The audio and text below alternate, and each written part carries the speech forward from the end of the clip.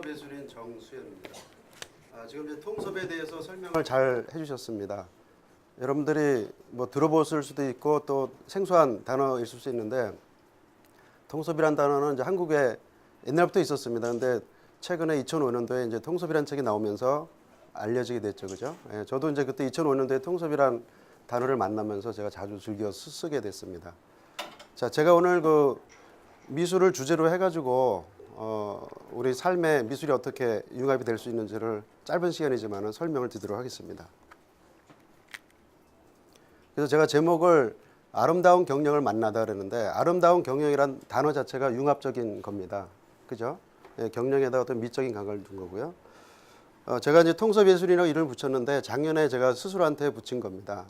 그거는 기존에 있던 통섭인들처럼 삶을 살아야 되겠다는 거고요. 저는 개인적으로 이제 화가면서 또 경영을 강의를 하고 있습니다. 그래서 그 작은 부분에서 통섭 융합을 이제 실천하고 있다 생각을 합니다. 자, 제가 이제 오늘 그 여러 화가들 얘기를 할 텐데요. 첫 번째로 반고흐에 대해서 얘기를 하겠습니다. 여러분들이 이 그림을 이제 보셨을 거로 생각이 드는데요. 이 그림은 반고흐가 죽던 해인 1890년도에 죽기 직전에 그린 그림이 되겠고요. 여기 등장하는 그 박사는 정신과 의사입니다. 반고흐를 치료해주던 정신과 의사고요. 근데 재밌는 일이 뭐냐면은 죽고 나서 100년 후에 1990년에 이 작품이 무지하게 고가로 팔려가지고요. 신문에 대서특필 된 적이 있었어요. 그 당시에 8,250만 불에 팔렸습니다. 지금 오늘 그 환율을 따져보니까 910억 정도 그렇게 되거든요. 이제 그 후에 더 비싼 그 값들이 나왔지만은 그 당시 이제 이게 최고가를 경신했다 그래서 화제가 됐던 겁니다.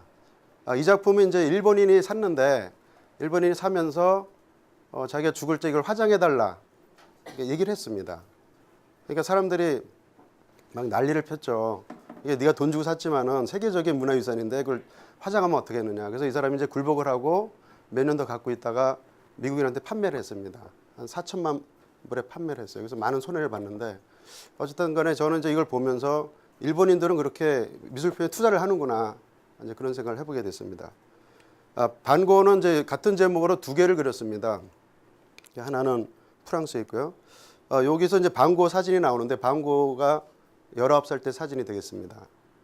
반고흐가 이제 그런 얘기를 했었어요. 생전에 언젠가는 내 그림이 물감 값과 생활비보다 더 많은 가치가 있다는 것을 다른 사람도 알 것이다, 이런 얘기를 했거든요. 그 얘기는 뭐냐면은 자기 자신을 알고 있는 겁니다.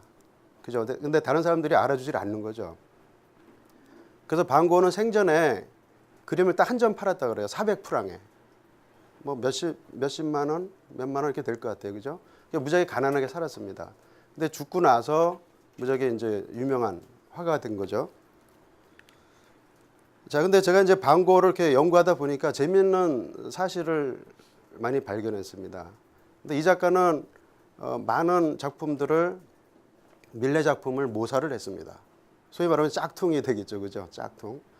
자, 오른쪽에 있는 것은 밀레가 1866년도에 그린 그림이고, 왼쪽에 있는 것은 23년 후에 반고흐의 작품이 되겠습니다.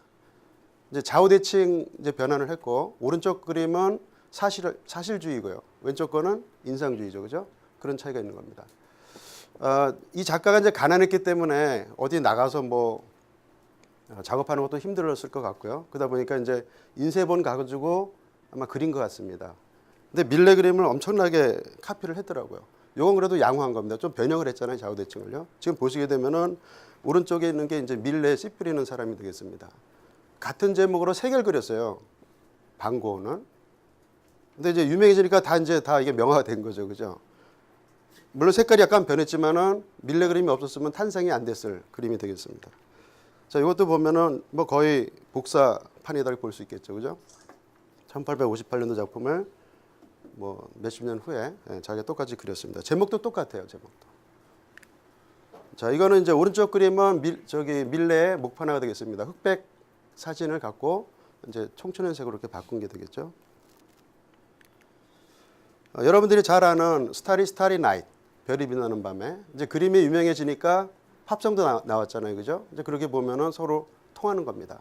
어떤 감정이 통하는 거예요. 음악에서 미술로, 미술에서 문학으로 통하는 거고요. 이 작품은 이제 밀레 그림을 뭐 약간 좀 변형을 한 거죠. 앞에 보였던 거는 거의 똑같은데 여기서는 약간 이제 창의성을 보였습니다. 자, 지금은 이제 다른 작가 얘기를 하도록 하겠습니다. 왼쪽 그림은 이제 고야의 그림이 되겠습니다. 1813년에 1808년에 5월 3일의 그 어떤 총살 이런 제목의 작품이고요. 그다음에 마네가 몇십 년이 지난 후에 막시밀리안의 처형이라는 제목으로 작품을 만듭니다. 이거는 이제 완전히 이거를 소재로 한 겁니다. 그래서 이걸 어떻게 소재를 했다는 걸 알 수 있냐면은 외국 작가들은 이제 이걸 다 이력을 남기는데 뭐 애프터 밀레 또는 이제 불어는 아벡 밀레 이렇게 얘기를 하는데요. 이제 그런 사람들 거를 이렇게 모방을 했다. 이제 그런 걸 명기를 합니다. 그래서 이렇게 이제 그 미술사적으로 이렇게 인정을 받는 거거든요.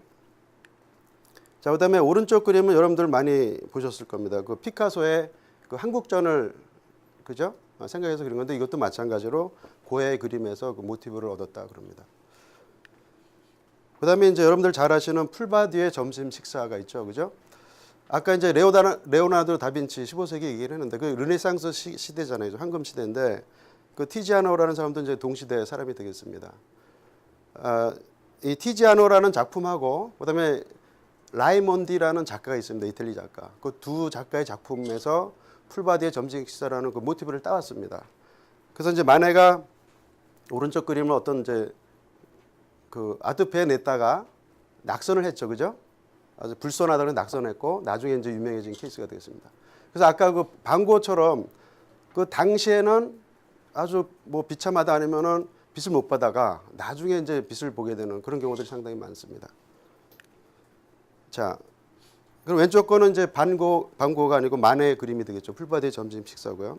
이 당시에 이제 프랑스의 귀족들이 되게 부유롭게 살면서 또 퇴폐적인 삶을 살았기 때문에 그걸 풍자하기 위해서 이제 발가벗은 여인을 집어넣었다 그럽니다. 어떻게 보면 사회를 고발하는 작품이 되겠습니다. 근데 이제 오른쪽에 있는 거는 이제 피카소 그림인데 피카소가 동일한 이름, 풀바디의 점심 식사라는 이름으로 작품을 만들었습니다. 근데 피카소는 이 동일한 작품, 동일한 이름으로 무지하게 많은 숫자의 작품을 만들었어요. 몇 개로 만들었을 것 같습니까? 마네 작품 하나죠, 그죠? 피카소는 몇 개 만들었을 것 같아요? 150점을 만들었습니다. 짝퉁에 돼가지고, 그죠? 짝퉁. 예, 근데 짝퉁이라는 단어가 어떻게 보면 이제 부정적인 의미겠지만 저는 이제 좋은 의미로 말씀을 드리는 거고요. 자, 그러면 앞에 설명했던 그 반고흐하고 피카소하고 삶이 어떻게 달랐는지 아주 상당히 극명한 그 차이가 있는데요. 그걸 제가 잠깐 말씀을 드리겠습니다. 몇 년 전에 그 하버드 비즈니스 리뷰에서 논문이 나왔어요. 논문 제목이 뭐였냐면은 어떻게 피카소는 반고흐보다 더 많이 팔았는가 이런 제목이었어요. 영어로는 How 뭐 피카소 out on the 반고흐 이렇게 돼 있었거든요. 그래서 제가 이제 그거를 다 번역해서 읽어봤는데 재밌었고요. 거기서 이제 얘기하는 게 뭐냐면은 이 경영학적인 관점에서 해석을 했습니다. 아까 반고흐는 그 골방 같은 데서 갇혀가지고 그냥 그림만 그렸어요. 그리고 커뮤니케이션 상대자는 그 테오라는 동생이었거든요. 거기에 반해서 피카소는 수많은 다양한 업종의 사람들하고 교류를 했습니다. 정치가, 뭐 상업인, 문학가, 뭐 음악인 다 그죠? 그리고 저녁 때마다 파티도 많이 하고. 그러니까 네트워크가 무지하게 넓었습니다. 네트워크. 그리고 성격도 무지하게 활발하고 또 결혼도 많이 했죠, 그죠? 그런 것들이 다 에너지입니다.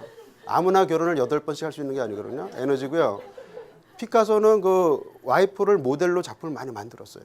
그러니까 얼마나 다양한 살아있는 모델이 계속 이렇게 바뀌면서 풍요로운 그 소재를 제공을 했겠죠, 그죠? 예, 근데 많은 학자들이 피카소를 연구를 합니다. 피카소가 어떻게 해서 이렇게 위대했는가? 여러분들 알 수도 있고 잘 모를 수도 있는데요. 피카소가 몇 점을 그렸을 것 같습니까? 평생 동안 작품을 몇 점이요? 10만 점. 예. 자, 우리가 하루에 한 점씩 그렸다. 그럼 100년을 그리면 몇 점입니까? 하루에 빠지지 않고 한 점씩 그렸어요. 100년 그리면 36,500점입니다. 그죠? 10만 점을 그린다 그러면은 뭐 100년 동안 3점씩 그리면 되겠죠. 그죠? 계산을 하면은. 피카소는 92살에 죽었어요. 그죠? 오래 살았으니까 뭐 만약 3점씩 평균 3점씩 그렸다면 가능하겠죠. 그죠? 근데 피카소는 5만 점을 그렸습니다. 근데 5만 점 그린 사람이 없습니다. 제가 이게 이제 뭐 저도 화가잖아요, 그죠? 이제 화가거든요.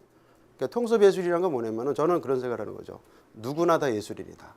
그리고 이 어떤 학문이나 분야의 범위를 넘나들면서 어떤 칸막이식이 아니고 모든 걸 다 받아들이고 활용하고 수용하는 그런 자세로 삶을 예술처럼 산다. 그래서 통섭 예술인이거든요. 예. 근데 피카소는 5만 점을 그렸는데 수많은 작가들 작품을 모티브로 한 겁니다. 아까 말씀드린 것처럼 만의 작품을 150점을 만들었죠. 뭐 벨라크루즈 뭐 수많은 작가들을 참조를 했습니다. 그래서 우리가 그런 걸 좀 우리 경영에서도 인용을 할 필요가 있다고 생각을 하고요. 그 어느 학자가 연구를 했는데 그 게르니카를 만들기 위해서 그 되게 창조적인 작품 같은데 이 사람이 이거를 어떻게 만들었을까 조사를 해봤더니 스케치를 50번을 했다는 거예요. 스케치를. 이거는 스케치를 하면서 계속 변화변화 시키면서 최종 이제 완성도 높은 거를 이제 그림으로 옮긴 거란 얘기죠. 그래서 결론이 뭐냐? 이 많은 그 노력에 의해서 된 거지 이게 창의성으로 된 건 아니다. 이런 결론을 내렸거든요. 근데 중요한 건 뭐예요? 앞에 뭐가 있으면은 거기서 뭔가 변형이 되죠. 그죠? 그래서 피카소는 자기 작품은 미미크리, 모방이 아니고 트랜스포메이션이다 얘기를 했습니다. 변형이다. 우리가 이제 HR 쪽에서는 트랜스포메이셔널 리더십이라는 표현을 쓰거든요. 변혁적 리더십인데 이게 같은 뜻이 되겠습니다. 폼을 바꾸는 거거든요. 자, 그래서 지난번에 여기 뭐 북톡슨가 여기서도 이제 유유창조라는 그런 단어가 있었는데 앞에 뭐가 있어야지만 창조가 나오는 건데 앞에 게 많을수록 창조가 커지는 겁니다. 그래서 우리가 많이 배워야 된다. 이제 그런 게 시사점이 되겠고요. 제가 좋아하는 조영남 씨입니다. 조영남 씨도 통섭 예술인에 속합니다. 몬드리안 또 다른 작가들의 작품들을 참조해가지고 이제 그 자기 스타일로 이렇게 작품을 만드는 거죠. 융합적인 거죠, 그죠? 몬드리안 스타일에다가 화투를 융합을 해서 작품을 만든 겁니다. 자, 그다음에 이제 그 제가 그 페이스북에서는 정수영 가로하고 피카소입니다. 제가 대학교 1학년 때 피카소가 돼야 되겠다고 목표를 세워가지고 이제 미술을 독학을 했거든요. 제가 이제 몇 년 전에 백남준 씨 작품전을 이제 보면서 자주 보지만은 무지하게 감동을 했었는데. 보고 나서 6개월 후에 이제 그림이 오른쪽 그림이 되겠습니다. 자, 이 실제 백남준 씨 작품은 소리가 나잖아요. 이렇게 비디오 소리가 나잖아요. 그래서 제가 이걸 평면으로 옮기면서 소리를 표현하려고 이렇게 동그란 걸 그린 겁니다. 동그란 것은 CD를 얘기하는 거고 음이 퍼져나가는 파장을 얘기하는 거고요. 그다음에 이 드럼을 치고 있잖아요. 드럼 치기 때문에 소리가 나는 겁니다. 그래서 제목이 아이 드럼 또는 드러머 이렇게 돼 있는데 3점을 그려가지고 2점은 비싼 값에 팔렸습니다. 그래서 저는 고흐하고 피카소 중간에 있다 이렇게 보시면 되겠습니다. 아시겠죠? 네. 그래서 제가 현재 저를 정의를 내리기는 피카소는 아직 안 됐다. 왜? 많이 안 그렸으니까. 그래서 여기 지금 P라고 빨간 글자를 써놨잖아요. P까지만 됐다 이렇게 된 거고요. 저는 뭐 더 이제 남은 삶을 피카소 이제 완성하는 쪽으로 갈 거고 여러분들도 많이 기대해 주시고 소원해 주시면 좋겠습니다. 자, 그래서 제가 그러면 미술에서 아름다운 경영을 배우다 뭐 이렇게 됐잖아요. 네, 그래서 나름대로 한번 말을 만들어 봤어요. 우리가 그런 얘기 하잖아요. B하고 D 사이에 뭐가 있냐. 그런 얘기 많이 들어봤죠. 그죠? Birth, between, death. 그죠? 그래서 많은 분들이 초이스 얘기하잖아요. 초이스 맞는 얘기입니다. 저도 I agree 하고요. 그래서 제가 좀 더 붙여봤습니다. 그래서 나름대로 네이밍하기를 정수연의 7C 리더십 이렇게 된 겁니다. 그래서 이게 이제 순서가 될 수도 있고 아니면은 그냥 뭐 단편적인 거지만 또 이게 섞여가지고 우리의 삶이 되는 게 아닌가 생각이 드는데 여기는 그 2개가 빠져 있네요. 원래 7개인데. 자, 첫 번째 챌린지입니다. 우리 목표가 있어야 돼요. 저처럼 피카소가 되겠다. 목표를 하면은 이렇게 전시도 하고 하잖아요. 그죠? 목표가 되게 중요하다 생각하고요. 자, 목표만 있어도 되는 게 아니고요. 뭐 이루려면은 내용이 있어야 되잖아요. 그죠? 컬렉트. 정보, 지식, 경험들을 모아야 됩니다. 근데 그걸 다 쓸 수는 없죠. 그 중에 골라야 된다는 얘기죠. 추주를 해야 된다. 그게 이제 많이 쓰는 우리가 초이스가 여기 해당될 거고요. 그다음에 그런 것을 그냥 골라서만 되는 게 아니고 이것을 연결을 시켜야 된다는 얘기죠. 연결을 시키고 컨버지, 융합을 하고 그다음에 변형을 하고 그러면 어떻게 돼요? 크리에이션이 된다 이거죠. 그래서 제가 이제 말씀드리는 7가지 건 단계될 거고요. 제가 요거는 이제 이건 북톡스 하면서 새롭게 만든 건데 요거를 이제 책을 제가 낼 겁니다. 그래서 다음에는 제가 저자로서 한번 등장을 하려고 생각합니다. 예. 이상 마치겠습니다.